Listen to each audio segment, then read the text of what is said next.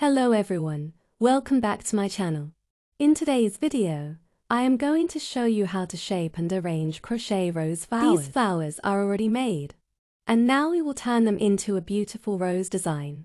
Sometimes a simple crochet flower can look even more beautiful when it is shaped and arranged properly. With a few simple steps you can give your flowers a natural rose look.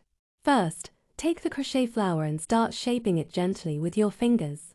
Try to open the petals slightly so they look soft and slowly from one side.